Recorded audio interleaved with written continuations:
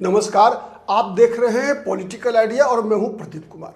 मित्रों, आज हम बात करने वाले हैं प्रशांत किशोर की जन सुराज की और प्रशांत किशोर की पार्टी जन सुराज के नए चुने गए राष्ट्रीय अध्यक्ष की। मित्रों, आपको पता है कि अभी कल ही प्रशांत किशोर की पार्टी ने एक संवाददाता सम्मेलन बुलाकर उदय सिंह उर्फ पप्पू सिंह, जो कि पूर्णिया में से 2 बार के सांसद रहे हैं, उनको अपना राष्ट्रीय अध्यक्ष बनाया। अब तक कोई राष्ट्रीय अध्यक्ष तो था नहीं। इससे पहले प्रशांत किशोर ने प्रदेश अध्यक्ष जो है वो तो बनाया था, लेकिन राष्ट्रीय अध्यक्ष का चुनाव प्रदेश अध्यक्ष के चुनाव के बाद हो रहा है। ये चुनाव नहीं बल्कि चयन कह लीजिए इसको। पप्पू सिंह बिहार की राजनीति में पप्पू सिंह उर्फ उदय सिंह उर्फ पप्पू सिंह कोई नया चेहरा नहीं है। उदय सिंह की पहचान है कि वो पूर्व सांसद बिहार पूर्णिया से ही माधुरी सिंह पूर्व सांसद के पुत्र हैं। इनके बड़े भाई एनके सिंह आईएएस ऑफिसर रहे और राज्यसभा के सदस्य भी रह चुके हैं। इतना ही नहीं, आपको पता होगा श्यामा सिंह का नाम आप जानते होंगे। श्यामा सिंह, वही श्यामा सिंह जो पूर्व बिहार के पूर्व मुख्यमंत्री स्वर्गीय सत्येंद्र नारायण सिंह की बहू हैं और केरल के पूर्व राज्यपाल और औरंगाबाद जिले के पूर्व सांसद निखिल कुमार की पत्नी हैं। और श्यामा सिंह खुद भी सांसद रह चुकी हैं। वो इनकी सगी बहन है पप्पू सिंह की।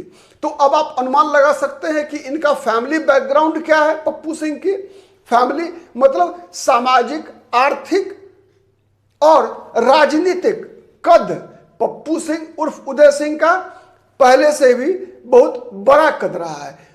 आज जो हमारा मुद्दा है ये कि उदय सिंह का चयन जो हुआ है प्रशांत किशोर की पार्टी जन सुराज के राष्ट्रीय अध्यक्ष के रूप में, उसकी पटकथा आज नहीं लिखी गई, बल्कि इसकी पटकथा पिछले लोकसभा चुनाव के दौरान ही लिखी गई थी।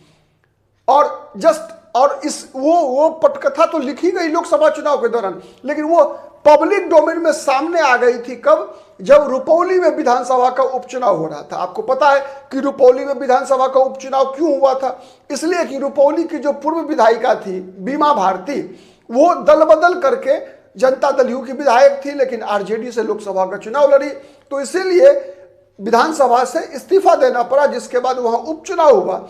और उस उपचुनाव में बीमा भारती तीसरे नंबर पर आई। दूसरे नंबर पर जनता दल यू के उम्मीदवार कलाधर मंडल थे, एनडीए के उम्मीदवार थे कलाधर मंडल। लेकिन जीत किसकी हुई? जीत हुई वहां पर शंकर सिंह की, एक निर्दलीय उम्मीदवार की। और ऐसा कहा जा रहा था, समझा जा रहा था, एक प्रयोग किया जा रहा था शंकर सिंह के माध्यम से। वहां एक एक्सपेरिमेंट हो रहा था कि शंकर सिंह के माध्यम से कि रुपौली में आने वाले जो बिहार विधानसभा का चुनाव होगा 2025 में, उसमें किस प्रकार की रणनीति बनाकर, किस समीकरण से सीमांचल की सीटों को जीतना है प्रशांत किशोर को। तो उसकी एक टेस्ट की जा रही थी रुपौली विधानसभा में। आपने देखा विशेष बातें क्या हुई, ये गौर कीजिए तो फिर बातें समझ में आएगी। शंकर सिंह राजपूत जाति के, उदय सिंह भी राजपूत जाति के हैं।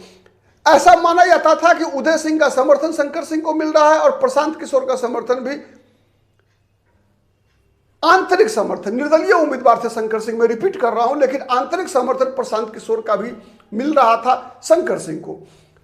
यह परिस्थिति थी। उसके बाद क्या हुआ? शंकर सिंह राजपूत जाति के उम्मीदवार, उदय सिंह भी राजपूत जाति के नेता हैं। मुसलमानों का समर्थन, आपको पता है पूर्णिया, अररिया, कटिहार, किशनगंज, ये 4 जिले ऐसे हैं जहां पर कि मुसलमानों की आबादी लगभग 35 से 40% तक है। कहीं कहीं किसी विधानसभा सीट में 50% प्लस है।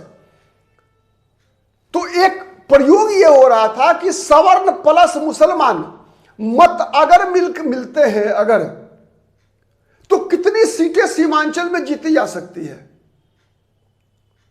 और अगर आप गौर करेंगे तो लगातार प्रशांत किशोर की जो राजनीति है साल वर्षों से, जिस रणनीति पर प्रशांत किशोर सीमांचल में जाकर काम कर रहे हैं, वो रणनीति यही है।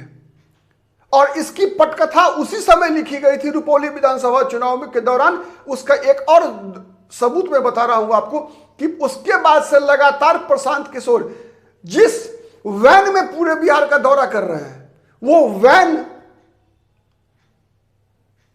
उदय सिंह के सौजन्य से मिला हुआ है प्रशांत किशोर को। उतना ही नहीं, प्रशांत किशोर जिस मकान में पटना में अपना एक तरह से कार्यालय चला रहे हैं, वो मकान भी उदय सिंह का है।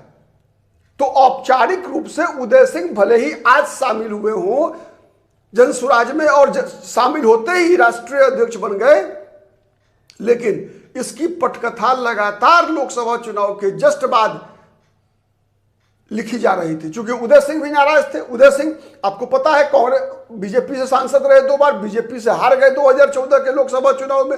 जदयू का उम्मीदवार संतोष कुशवाहा वहां से जीते। आपको याद है 2014 में जनता दल यू अपने बलबूते पर लड़ी थी चुनाव और मात्र 2 लोकसभा सीट पूरे बिहार में जीत पाई थी। एक था नालंदा और दूसरा था पूर्णिया। उसके बाद 2019 में चूंकि वो सिटिंग सीट थी जदयू की, जदयू ही चुनाव लड़ी, तो उदय सिंह ने बीजेपी छोड़कर कांग्रेस ज्वाइन कर लिया, पाला बदल लिया। कांग्रेस से लड़े, कांग्रेस से भी हार गए उदय सिंह। तो इस बार 2024 में कांग्रेस ने भी वो सीट मांगा पप्पू यादव के लिए। वैसे पप्पू यादव को भी नहीं मिला, वहां से आरजेडी खुद लड़ी चुनाव। तो फिर जब लगा उदय सिंह को कि अब कांग्रेस में बीजेपी में उनका सांसद बनना संभव नहीं है, टिकट मिलना संभव नहीं है, तो फिर उदय सिंह ने पाला बदलने की उसी समय से अपनी एक अलग रणनीति पे वो काम कर रहे थे। सामने नहीं आए थे, लेकिन परोक्ष रूप से लगातार वो प्रशांत किशोर के संपर्क में थे। प्रशांत किशोर के साथ उनकी रणनीतियां बन रही थी। केवल उचित समय का इंतजार था। वो भी इस बात को आंकना चाहते थे उदय सिंह भी कि सीमांचल के क्षेत्रों में, विशेषकर ये जो 4 जिले मैंने बताए, पूर्णिया, अररिया, कटिहार और किशनगंज में सवर्ण और मुसलमान गठजोड़ हो सकता है कि नहीं हो सकता है।